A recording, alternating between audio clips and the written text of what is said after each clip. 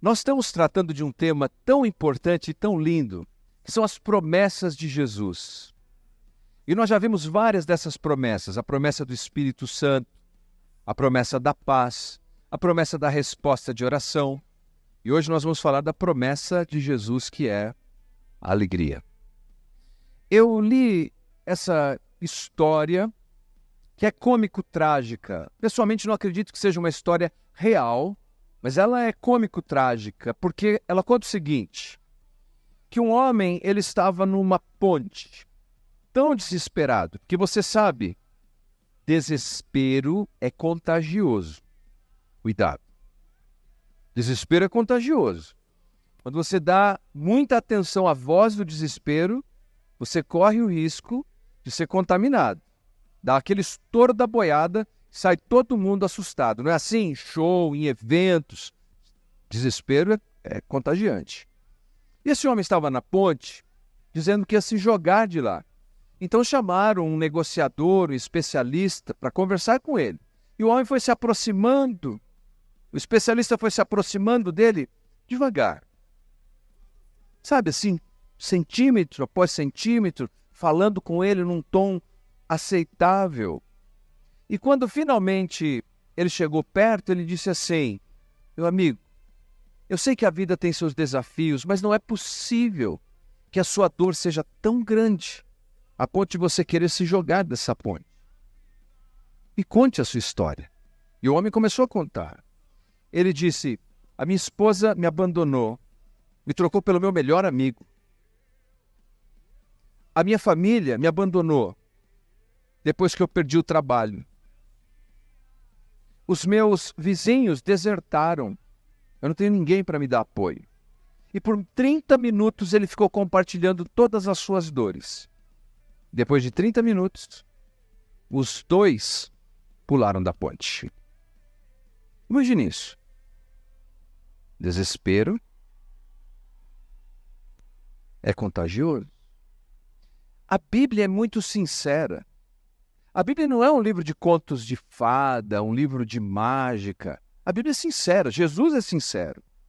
E fala a verdade de que eu e você enfrentaríamos tribulações, provações, desafios, que teríamos dias difíceis. Mas, ao mesmo tempo, nós temos promessas maravilhosas que nos ajudam a atravessar as nossas tempestades e dificuldades.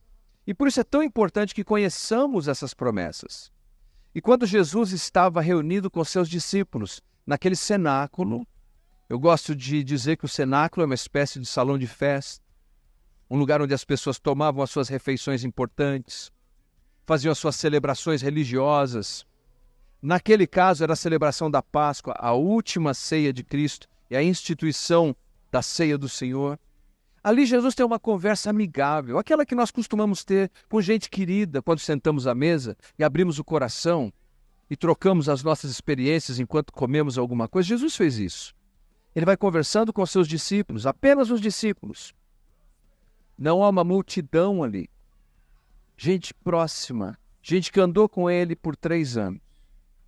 E é como se ele estivesse abrindo o seu coração. É um tempo de despedida, mas é um tempo de esperança.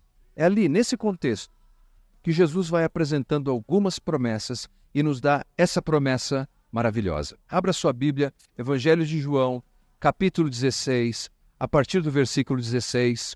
Evangelho segundo João, capítulo 16, a partir do versículo 16. E eu estou lendo na NVT, nova versão transformadora. Mateus, Marcos, Lucas, João, quarto evangelho. O justificado, mais um pouco, e vocês não me verão mais. Algum tempo depois, me verão novamente. Alguns dos discípulos perguntaram entre si: o que ele quer dizer com mais um pouco e vocês me verão? E algum tempo depois, me verão novamente. Eu vou para o Pai. Vejam quantas perguntas aqui. E o que ele quer dizer com mais um pouco? Não entendemos. Jesus, percebendo que desejavam lhe perguntar sobre estas coisas, disse: vocês perguntam entre si o que eu quis dizer quando falei mais um pouco e vocês não me verão. Algum tempo depois, me verão novamente? Eu lhes digo a verdade. vocês chorarão, se lamentarão pelo que acontecerá comigo, mas o mundo se alegrará. Ficarão tristes, mas a sua tristeza se transformará em alegria.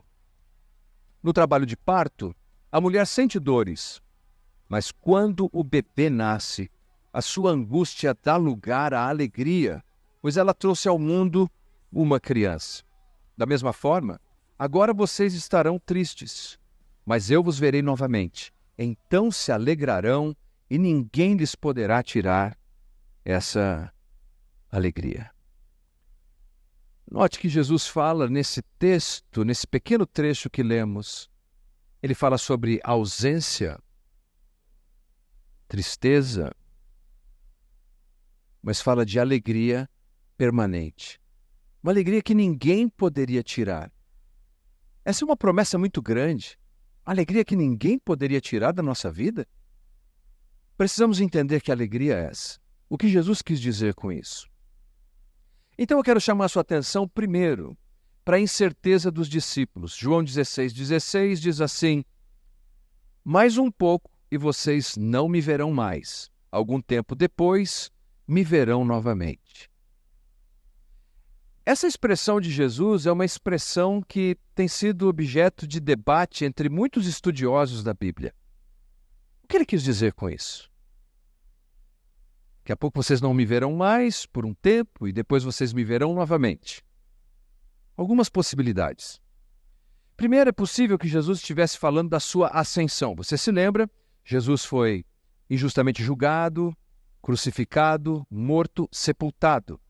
E durante aquele período, os discípulos estavam aguardando. Ele ressuscita e sobe aos céus. A ascensão, poderia ser que Jesus estivesse dizendo que nesse tempo da ascensão, quando ele subisse para o seu Pai, os discípulos teriam a tristeza de não vê-lo mais.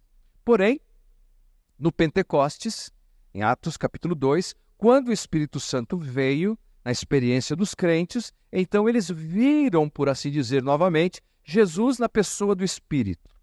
Essa é uma possibilidade no texto. Há uma segunda possibilidade, novamente, que Jesus, depois da sua ressurreição, ascendeu ao céu, voltou para o Pai, e durante esse período em que nós, inclusive, aguardamos a volta de Cristo, nós estaremos entristecidos nesse mundo de sofrimento e dor até a segunda vinda de Cristo. Mas há uma terceira possibilidade no texto, que Jesus estivesse anunciando aquilo que estava muito próximo de acontecer, que era exatamente a sua morte.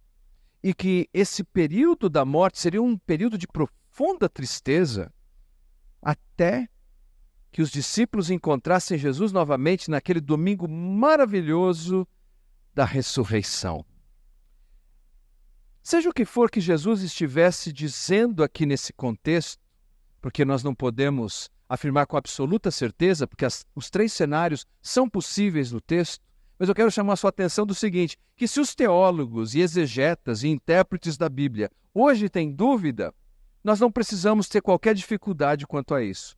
Porque na sequência o versículo 17 diz assim: alguns dos discípulos perguntaram entre si, o que ele quis dizer? Mais um pouco vocês me verão, algum tempo depois me verão novamente, eu vou para o Pai. Eles não entendiam a linguagem aparentemente enigmática de Jesus. Então, se hoje não se entende direito o que ele quis dizer, ora, os discípulos que estavam lá, sentados à mesa com ele, não entenderam direito o que ele queria dizer, exceto que dentro dessas palavras enigmáticas, Jesus estava tratando de um assunto muito importante, da sua ausência, de tristeza e de alegria permanente.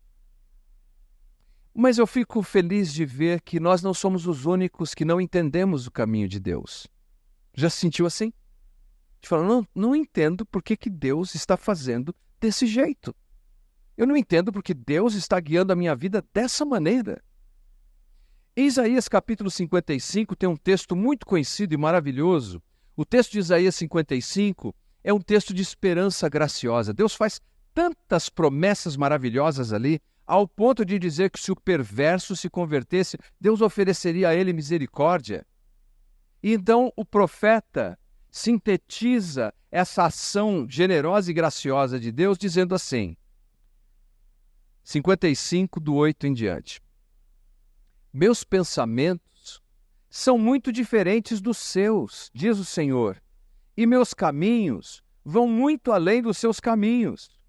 Pois assim como o céu são mais altos que a terra, meus caminhos são mais altos que os seus caminhos, e meus pensamentos mais altos que os seus pensamentos. Nem sempre entendemos o que Deus está nos dizendo. Nem sempre entendemos o caminho de Deus. Há um hino que diz, baseado num salmo, que o caminho de Deus é perfeito. Mas não significa que nós entendemos o tempo todo. Recentemente estava dando um curso do livro de Êxodo, e é tão interessante quando você abre o mapa e vê que Deus libertou o povo de Israel lá do Egito. Lembram disso? Bom, quando você abre o mapa e vê aonde está o povo de Israel no Egito, onde era a terra prometida, vale aquela máxima de que a distância mais curta entre dois pontos é uma linha reta. E você, então, se colocasse no GPS naqueles dias, perguntando como é que eu chego na terra de Canaã, na terra prometida, ele te daria a distância mais curta entre os dois pontos, uma linha reta.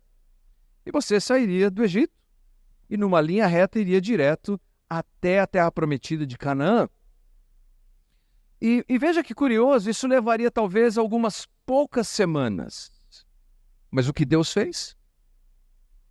Deus fez com que eles descessem para o sul, atravessassem o Mar Vermelho e fossem estacionar lá na planície do Monte Sinai. Por quê? O GPS de Deus está desatualizado? Deus não sabe qual é o melhor caminho? Não. Porque nós nem sempre entendemos os caminhos de Deus. Porque os pensamentos de Deus são mais elevados que os nossos pensamentos. Tivesse o povo de Israel escolhido aquela rota da linha mais curta entre dois pontos, o exército egípcio teria alcançado eles naquela região norte. E mais do que isso, todos os guerreiros cananeus também viriam ao encontro e eles estariam ali literalmente numa sinuca de bico sem saída alguma e seriam dizimados. Descendo para o sul e atravessando milagrosamente o Mar Vermelho, Deus mostrou a sua grandeza, o que ele pode fazer em situações que nós não podemos fazer. E mais, o exército do faraó, que foi persegui-los e continuaria perseguindo por todo o deserto, acabou sendo completamente dizimado pela água do Mar Vermelho. Queridos, nós não entendemos sempre o caminho de Deus. Não entendemos sempre por que Deus escolheu esse e não aquele. Não entendemos por que o Senhor escolheu o caminho que nos parece ser mais longo. Mas nós sabemos que Deus é mais sábio do que somos, mais bondoso do que somos, mais justo do que somos, mais misericordioso do que somos. E Ele sempre tem a melhor alternativa para as nossas vidas. Os discípulos não entendiam. Então, no versículo 20, nós temos a promessa da alegria. Eu lhes digo a verdade, vocês chorarão, se lamentarão pelo que acontecerá comigo, mas o mundo se alegrará. Vocês ficarão tristes, mas a sua tristeza se transformará em alegria. Você notou que há uma ênfase tríplice nesse texto quanto à tristeza? Jesus é tão enfático porque ele diz, vocês chorarão, vocês se lamentarão, vocês ficarão tristes. E qual era a causa dessa tristeza? A causa dessa tristeza é a morte de Jesus. Imaginem, eles seguiram Jesus durante todos esses anos. Tinham todas as suas expectativas, sonhos, esperanças sobre Ele. E agora, Ele seria crucificado. Que desapontamento, que frustração, que tristeza. E Jesus enfatizou de maneira tríplice. Não é só vão ficar tristes. Vocês vão chorar, vocês vão lamentar, vocês vão ficar tristes. É muita tristeza num versículo só. Mas Jesus está explicando que a causa dessa tristeza é a sensação da sua ausência. Porque se nós, em algum momento, quando enfrentamos nossos desafios e dificuldades, começarmos a imaginar que Jesus não está conosco, a vida se torna insuportável. Mas veja só, é nesse contexto que Jesus dá uma promessa maravilhosa. Ele enfatiza, ele não nega, que há momentos que nós vivemos esse tipo de sensação, de profunda tristeza e dor. Mas ele dá uma promessa. Jesus, ele diz, a sua tristeza, versículo 20 na parte C, mas a sua tristeza se transformará em alegria. Você notou que Jesus não disse, eu vou trocar a sua tristeza por alegria? Jesus não disse isso. Eu vou trocar a tristeza por alegria. Ele disse outra coisa, ele disse assim, eu vou transformar a sua tristeza em alegria. É muito interessante que o evangelista João, o autor dessa mensagem tão importante, também escreveu o capítulo 2, quando Jesus visitou um casamento. Lembra dessa história? Ele visita um casamento, acaba o vinho, ele é provocado por Maria a transformar a água em vinho, aliás, fazer alguma coisa, né? Não diz o quê, mas ele vai e transforma a água em vinho. A palavra ali é ginomai, essa transformação. Jesus transformou a água em vinho. É a mesma palavra ginomai que está aqui no capítulo 16, que Jesus disse assim, eu vou transformar a tristeza de vocês em alegria. Ou seja, aquelas coisas que eu olhava e dizia, mas que tristeza que isso está causando na minha vida. E Jesus disse, eu não vou trocar por alegria. Eu vou transformar isso, que é a grande tristeza da sua vida, em alegria. Porque trocar uma coisa pela outra, mas Jesus é mais poderoso do que isso. Me permita um exemplo pessoal. Outro dia, eu uso esse tablet para pregar, para ensinar, para dar aula, para gravar uma porção de coisa que eu distribuo nas redes sociais. Isso aqui está a serviço do Evangelho. E no final de um culto, quando eu fui verificar, o equipamento estava quebrado, não sei nem como. Tela trincada. Eu pensei, puxa, isso aqui não vai ser barato para reparar. E eu fiquei com tristeza. Não lamentei e chorei, mas eu fiquei com tristeza, eu tenho que te dizer. Então eu pensei, procurar aqui alguma assistência técnica. Fui lá no centro da cidade, em Mogi, levei para um rapaz, falei, o que você me diz? Ele falou, Quando o técnico olha, ele diz, Aí ele falou assim, olha, para arrumar isso daqui, e me deu um preço assim, uma cifra, por isso que eu estou com cabelo curto, caiu metade na hora. Mas uma cifra elevada. Ele falou, e pior, ainda que você esteja disposto a pagar esse valor para consertar, não tem peça. Você vai ter que ir lá para São Paulo e procurar a assistência técnica da Apple. Ele falou, mas pode preparar o bolso, hein? Fui. E uma coisa, tive que agendar, esperar, e fui até lá. Cheguei com o equipamento, apresentei para o rapaz disse, olha, esse equipamento, nós não temos peça. Então, o senhor vai ter que pagar uma taxa. Aí eu lembrando dele falando, prepara o bolso. Falei, quanto que é essa taxa? Ele falou e era 50% abaixo do que o rapaz tinha me dito lá, na técnica. Já melhorou um pouco a minha alegria. Aí ele disse assim, mas como a gente não tem peça, nós vamos ter que te dar um novo, 0 quilômetro. Aí, naquele momento, a minha tristeza se transformou em alegria. Eu pensei, graças a Deus que quebrou. Que bênção que quebrou. Agora eu estou com equipamento 0. Veja, nós não compreendemos os caminhos de Deus, queridos. Nós não entendemos o que Deus está fazendo, mas Deus está fazendo.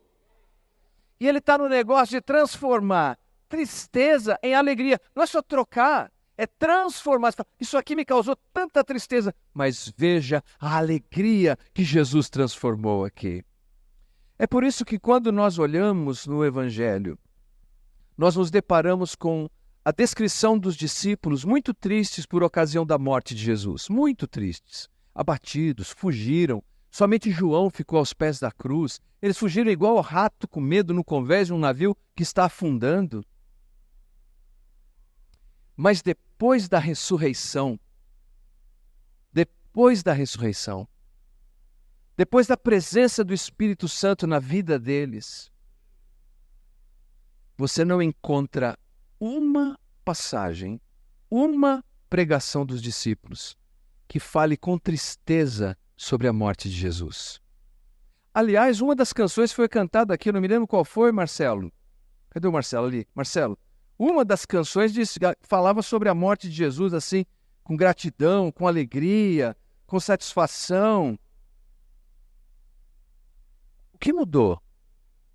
Jesus transformou a tristeza em alegria. Hoje, quando nós falamos da... Olha aqui o que tem aqui na igreja, olha aqui. Tem uma cruz. Mas Jesus morreu na cruz, nós vamos colocar aqui a cruz? Porque Jesus transformou a tristeza em alegria, a derrota em vitória, a humilhação em triunfo. É por isso, queridos, que nós podemos confiar nas promessas de Jesus. Assim como ele fez com aqueles discípulos há 2000 anos atrás, Jesus ainda faz na vida daqueles que creem nele hoje. Você crê em Jesus? Concluindo, Jesus fez promessas maravilhosas. Jesus prometeu o Espírito Santo e cumpriu. Atos capítulo 2 inaugurou a dispensação do ministério do Espírito Santo. Você tem o Espírito na sua vida que te fortalece e capacita você a viver o que você não conseguiria viver com as suas próprias forças. O Espírito Santo, aleluia. Mas Jesus prometeu paz, uma paz que o mundo não pode dar. E ele cumpriu? Ele dá essa paz? Ele dá essa paz. Jesus prometeu que as orações feitas em seu nome seriam respondidas. E ele responde? Ele responde essas orações.